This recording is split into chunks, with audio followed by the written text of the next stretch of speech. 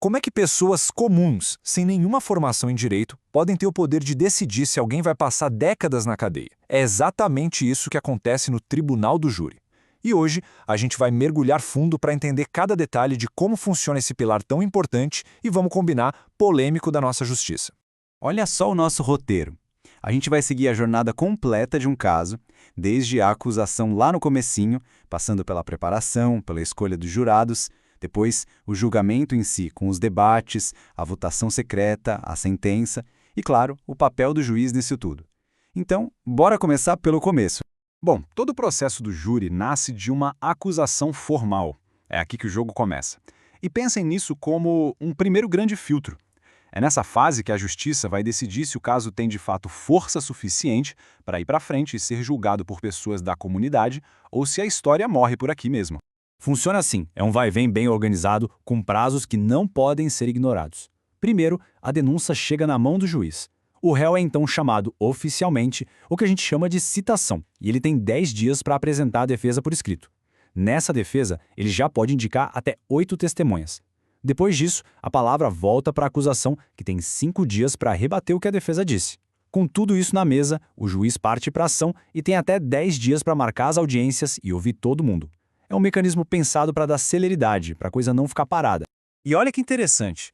Para garantir que essa primeira etapa não vire uma novela sem fim, a lei é super clara. O artigo 412 do Código de Processo Penal diz que tudo isso tem que acontecer em no máximo 90 dias. 90 dias. A ideia é que a justiça, pelo menos nesse começo, não pode ser lenta. Certo. Passados esses 90 dias, com tudo o que foi dito e apresentado, o juiz profissional, o juiz de direito, chega numa verdadeira encruzilhada. Ele tem que tomar uma das decisões mais importantes de todo o processo, uma decisão que vai selar o destino do caso. O primeiro caminho possível é a pronúncia. O que é isso? Bom, se o juiz olhar para o processo e se convencer de duas coisas. Primeiro, que há prova da existência do crime. E segundo, que existem indícios suficientes de que o réu foi o autor, ele pronuncia o réu. Atenção aqui, isso é crucial. Pronunciar não é condenar, de jeito nenhum. É o juiz dizendo basicamente, olha, tem elementos suficientes para que a sociedade, através do júri, decida se o réu deve ou não ser condenado. Agora, o segundo caminho é o oposto, a impronúncia. Como o nome já diz, é quando o juiz não se convence. Ou ele não vê provas claras de que o crime aconteceu, ou não encontra indícios suficientes que apontem para o réu. Nesse cenário, o processo é arquivado. Mas tem um mas importante. O caso não morre definitivamente. Se no futuro aparecerem provas novas e relevantes, a ação pode ser reaberta, contanto que o crime não tenha prescrito. E por último, a terceira via, que é a mais forte de todas, a absolvição sumária. Aqui não tem meio termo. O juiz tem certeza da inocência do acusado. Seja porque ficou provado que o crime nem existiu, ou que o réu definitivamente não foi o autor, ou ainda se o fato claramente não é crime. Nesse caso, fim de jogo para o processo. O réu é absolvido na hora e o caso é encerrado de vez. Isso mostra bem o rigor do sistema, né? É um funil para garantir que só os casos que realmente têm dúvida e substância cheguem aos jurados. Ok, então o juiz decidiu pela pronúncia. O caso vai a júri. A partir daqui, começa uma nova fase, a preparação para o grande dia, o julgamento em plenário. É como preparar o palco para a peça principal. Vamos ver como isso funciona. Essa preparação também tem um rito. Assim que a decisão de pronúncia não tem mais recurso, a bola está com a acusação e com a defesa. Elas têm 5 dias para apresentar a lista de testemunhas que vão levar para o plenário, no máximo 5 para cada lado. Depois disso, o juiz-presidente assume, resolve qualquer pendência, prepara um relatório bem resumido do caso e, o mais importante, marca a data do julgamento. O caso entra oficialmente na pauta. Mas pense numa situação. E se o caso for super famoso na cidade, a ponto de colocar a segurança em risco? Ou se todo mundo na cidade já tiver uma opinião formada e for impossível encontrar um júri imparcial? Como é que se faz um julgamento justo assim? A lei pensa nisso. Existe uma ferramenta chamada desaforamento. O que é isso? É basicamente tirar o julgamento daquela comarca e levar para outra, vizinha. Isso pode acontecer por interesse da ordem pública, se houver dúvidas sobre a imparcialidade do júri ou até para garantir a segurança do próprio réu. E tem mais um motivo. Se o julgamento não acontecer em 6 meses por excesso de serviço, a defesa também pode pedir o desaforamento. É um mecanismo para garantir que o julgamento seja, acima de tudo, justo. E a agenda de julgamento não é aleatória. O artigo 429 estabelece uma fila de prioridade bem lógica. Primeiro, quem está preso. Entre os que estão presos, quem está preso há mais tempo. E só depois, se tiver tudo igual, quem foi pronunciado primeiro. O princípio aqui é muito claro, a liberdade é a regra. Quem está com a liberdade restrita tem que ter seu caso julgado o mais rápido possível. Beleza, o caso está pronto, a data está marcada, mas quem vai julgar? Agora a gente chega no coração do tribunal do júri, os jurados. Quem são essas pessoas? Como elas são chamadas para essa tarefa tão gigantesca? Todo ano, o juiz-presidente prepara uma lista geral de jurados. O número de pessoas nessa lista depende do tamanho da comarca. Em cidades grandes, com mais de 1 milhão de habitantes, essa lista pode ter até 1.500 nomes. Em cidades menores, de 80 a 400. É muita gente, né? O que isso mostra é o tamanho da participação popular que o sistema precisa para funcionar. E um ponto fundamental: ser jurado não é um convite que se pode recusar. É um serviço público obrigatório. O artigo 436 é direto. O alistamento inclui todos os cidadãos maiores de 18 anos que tenham notória idoneidade, ou seja, uma boa reputação na comunidade. É um dever cívico. Claro que tem exceções. O artigo 437 lista quem está isento. Pensa só: presidente da República, governadores, membros do Congresso, juízes, promotores. Faz sentido, né? São pessoas que já ocupam funções essenciais. Policiais e militares da ativa também. E tem uma isenção por idade. Quem tem mais de 70 anos pode pedir para não servir. E, claro, qualquer um que comprove um justo impedimento. E se a pessoa simplesmente se recusar a ir?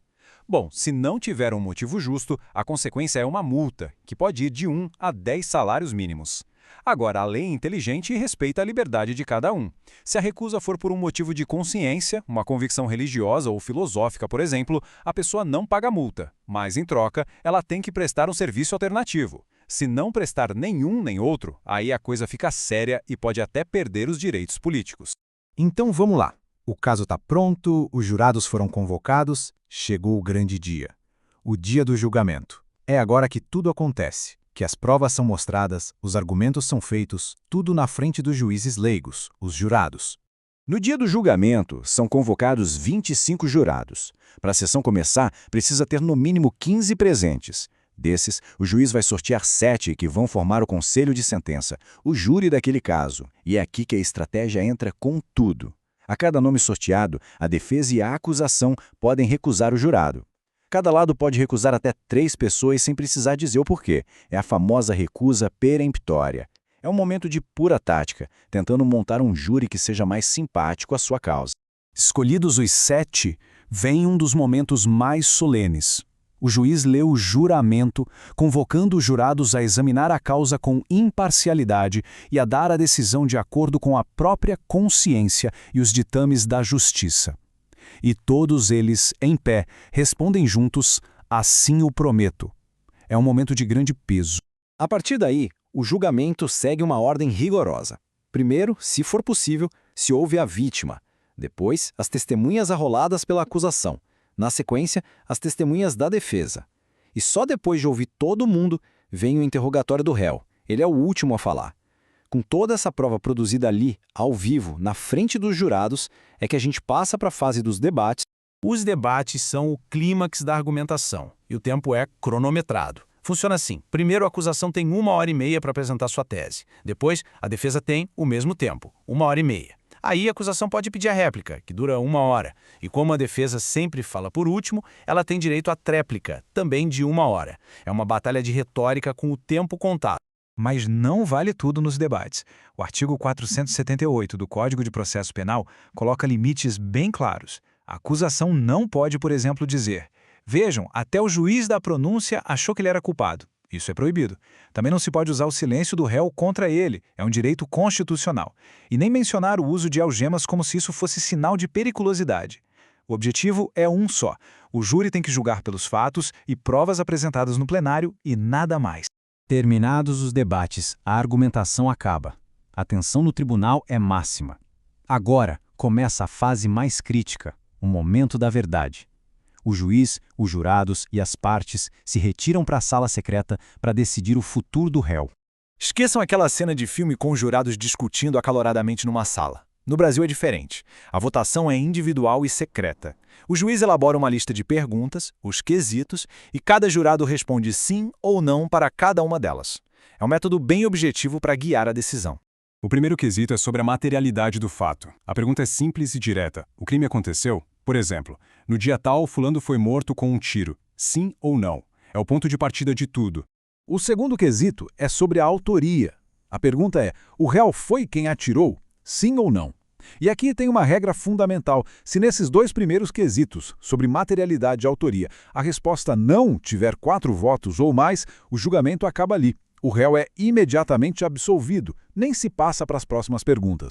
Agora, se a maioria responde sim para os 2 primeiros, vem a pergunta de ouro, a terceira. O jurado absolve o acusado? Essa é uma pergunta obrigatória e poderosíssima.